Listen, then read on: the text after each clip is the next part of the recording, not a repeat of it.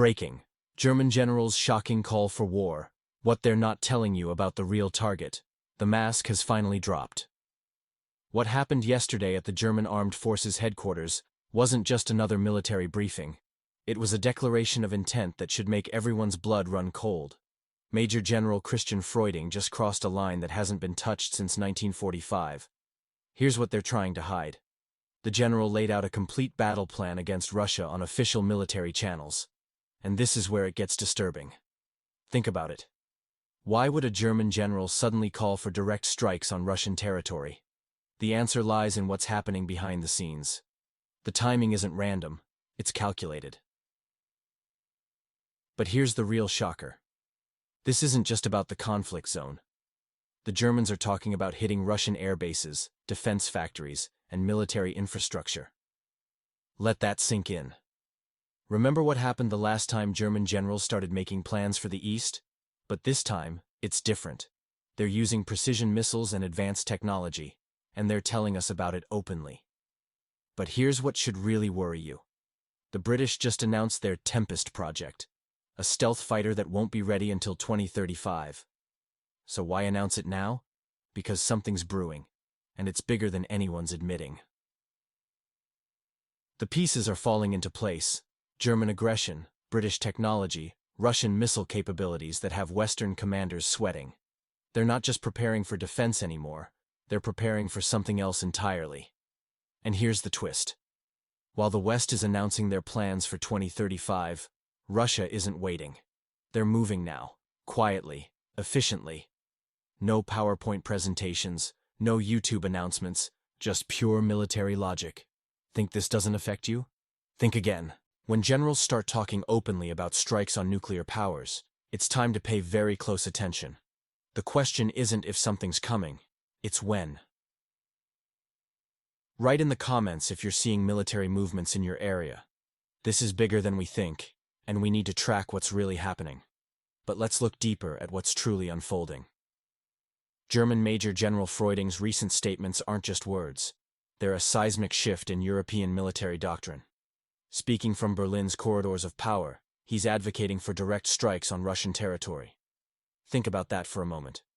Germany, with its complex historical baggage, is now openly discussing offensive operations against the world's largest nuclear power. Meanwhile, Britain unveils its Tempest fighter project with theatrical flourish. A sixth-generation aircraft that won't see action until 2035, if ever. The timing is curious, isn't it? While actual conflict rages in Eastern Europe, Western powers are showcasing PowerPoint presentations of future weapons. It's like bringing blueprints to a gunfight. The contrast couldn't be starker. While Western generals stream their threats on YouTube and politicians debate funding, Russian military logistics continue their relentless efficiency. No fanfare, no social media campaigns, just cold, calculated progress. What we're witnessing is a fundamental split in military philosophy. The West is betting big on tomorrow's technology, while today's battlefields demand immediate solutions. British taxpayers are already questioning the astronomical costs of these paper tigers, while their streets grow less secure and their businesses change hands. But here's what should really keep you up at night. Germany's strategic pivot isn't happening in a vacuum. It's part of a larger pattern of escalation that's spreading across Europe. The question isn't whether this will lead to broader conflict, but when and how. And just as we're processing these developments, an unexpected player enters the game, one that could completely reshape the strategic chessboard. But before we reveal this game-changing move, ask yourself, are you seeing similar patterns in your region? The signs are there if you know where to look. Stay tuned, because what happens next will determine whether we're heading toward a new world order or global chaos. And trust me, it's not what the mainstream media is telling you. The recent military declarations from Western powers are met with remarkable composure in Moscow. Without flashy demonstrations or lengthy threats, Russia maintains its strategic focus. This calm response stems from a clear understanding. Western military establishment has become a club of officers nostalgic for times when their mere titles inspired fear. Now they're reduced to crafting PowerPoint threats and discussing theoretical air operations just to maintain relevance in European politics. While Western generals engage in fantasy planning, Russia steadily strengthens its defense capabilities without the need for live streams or hashtags. History shows that those who shout loudest are often least prepared for actual confrontation. The prepared simply show their readiness through action. The British Tempest project, despite its Marvel-worthy name, may prove to be nothing more than a storm in a teacup if it ever encounters real resistance. The rhythm of the current conflict tells a revealing story. Some make moves, others make statements. Some advance, while others compose strategic pauses. As Washington debates constructive ambiguity and Brussels shuffles papers between sanctions packages 18 and 19, the battlefield in the disputed territory tells a different tale. The symphony of drones, glide bombs, and assault groups creates a stark contrast to Western bureaucratic deliberations. Russian advancement, as acknowledged even by the New York Times, isn't just continuing, it's accelerating. This progress isn't theatrical with fanfare and flags, but methodical and almost routine. The focus extends beyond territorial gains to the systematic degradation of defensive capabilities in the former Soviet Republic. Moscow openly states its objectives: recognition of new borders, rejection of NATO expansion, and demilitarization. This straightforward approach stands in sharp contrast to complex diplomatic maneuvering from Western capitals. What do you think about the current situation? Leave your point of view in the comments. I believe my viewers are thoughtful and smart, and I want to hear your take. Recent developments show a stark contrast in military approaches. While some rely on bureaucratic processes, others focus on measurable results. According to NYT, June 2025 marked a record in territorial gains, achieved through coordinated deployment of aviation, strike drones, cruise missiles, and offensive infantry. This isn't merely about favorable weather conditions, as Pentagon spokespersons suggest. It's about numerical superiority and maintaining constant pressure. The situation around Konstantinovka presents a textbook example of effective tactical operations. Russian forces have implemented a three-phase approach: first freezing enemy positions, then methodically disrupting logistics, and finally executing precise assault group operations. This demonstrates efficiency without unnecessary movements. In Pokrovsk, formerly Krasnoarmysk, Russian forces are shifting from frontal assaults to a systematic strategy of attrition, as reported by CNN. Rather than dramatic head-on confrontations, the focus is on cutting supply lines, disrupting logistics, and dismantling political illusions. Krasnoarmysk serves as a crucial hub. Its potential loss could impact not just the front line, but also morale in the command centers of the disputed territory. CNN suggests that the pause in sanctions, initiated by Trump, plays into Moscow's hands. These 50 days aren't merely a diplomatic intermission, but a window of opportunity that Russia is utilizing with characteristic precision, deploying drones rather than metaphors. The Western approach to military strategy continues to show its limitations. While democratic processes debate budgets and recount combat helmets, Russian forces measure progress in meters and minutes. This operational efficiency demonstrates the effectiveness of direct action over prolonged deliberation. These developments highlight a fundamental difference in military doctrine and execution. While some forces remain bound by political constraints and bureaucratic procedures, others maintain momentum through consistent, calculated operations. What do you think about the current developments? Share your thoughts in the comments. Your analysis helps us understand the situation better. The stark reality of modern warfare unfolds before us, where battlefield truth speaks louder than diplomatic pleasantries. Russia maintains a relentless operational tempo, adhering to strict military logic rather than political calendars. Meanwhile, Western powers seem caught in an endless cycle of meetings, coffee breaks, and summit photo ops. This fundamental difference in approach creates a telling disparity. Russia operates with clear objectives, sustained pressure, and efficient logistics.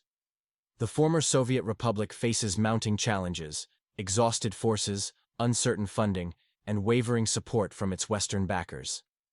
Washington's mixed signals, alternating between promises of aid and calls to wait until after elections, only compound these difficulties. The situation in the conflict zone grows more precarious by the day. The New York Times notes that the disputed territory's ability to maintain combat effectiveness raises serious concerns. This isn't merely about fatigue, it's about systematic resource depletion. Russia's strategy isn't based on dramatic breakthroughs, but on steady, grinding pressure that yields consistent results. Recent developments near Konstantinovka show forces of the country marked 404 effectively encircled, while their positions near Pokrovsk face tactical isolation. The question isn't if the next phase will begin, but when. CNN warns that Western responses risk falling behind events on the ground. While European capitals debate policy nuances, the frontline situation transforms rapidly. Russia employs a coordinated mix of infantry, drones, and aviation, while the US responds with statements and committees. The EU expresses concern, while carefully avoiding domestic political backlash. The country at a crossroads finds itself caught between these competing dynamics, facing an increasingly challenging strategic position. This disparity between action and reaction, between military necessity and political hesitation, defines the current phase of the conflict. Every moment of Western deliberation translates to tactical advantage for Russian forces. What do you think about the current situation? Leave your point of view in the comments. I believe my viewers are thoughtful and smart, and I want to hear your analysis. The battlefield situation is remarkably straightforward. One side has a strategy, while the other operates in tactical pauses. And while pauses might work in music, in warfare, they can cost you an entire front. American diplomacy continues to grind like an old coffee mill. Lots of noise and steam, but the same bitter brew comes out. Senator Lindsey Graham, a man whose aggression per minute ratio in media appearances has long gone off the charts, recently appeared on Fox News with typical bravado. His message was pure cowboy diplomacy. Direct threats against Putin, promising that Trump would kick his behind. No preliminaries, no poetry, straight to business, straight to threats.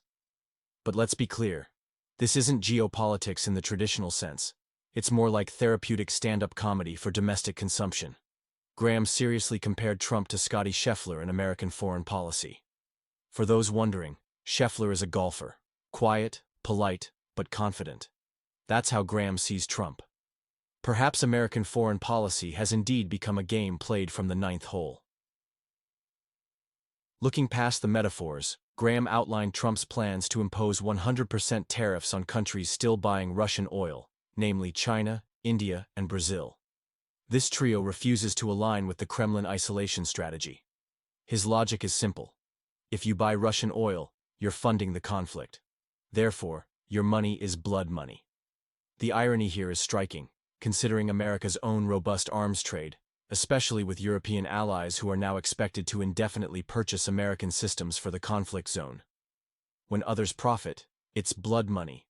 But when American defense contractors fill their coffers, it's apparently just good business.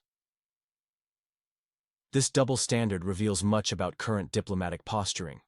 While some push for aggressive economic measures against Russia's trading partners, they conveniently ignore their own role in the military-industrial complex. What do you think about this diplomatic hypocrisy? Share your thoughts in the comments. I'm particularly interested in your views on these economic double standards.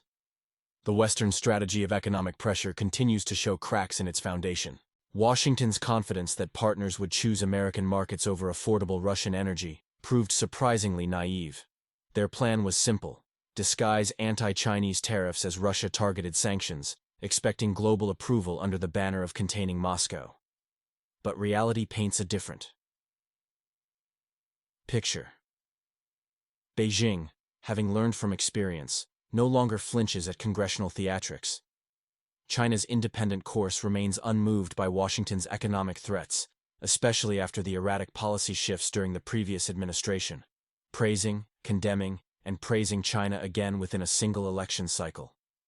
India demonstrates similar independence, operating like a wise cat that walks alone, following only its genuine interests. Brazil under Lula, despite its socialist leanings, shows little enthusiasm for sacrificing profitable agreements to satisfy American senatorial ambitions, particularly those who confuse oil diplomacy with Fox News soundbites. Europe's situation resembles someone who invested heavily in an expensive diet plan, but secretly continues eating pastries. They desperately want to believe in sanctions' effectiveness, yet reality tells a different story. Former European Commission Vice President Günther Verheugen, one of the few remaining clear-headed voices in Europe, admitted that this economic warfare backfired spectacularly on its architects rather than the intended target. While Moscow maintains its stability, Berlin grapples with an energy market resembling a poorly wired countryside cottage from the 1990s. The attempted pressure on Russia through financial mechanisms has revealed the West's miscalculation of global economic dynamics.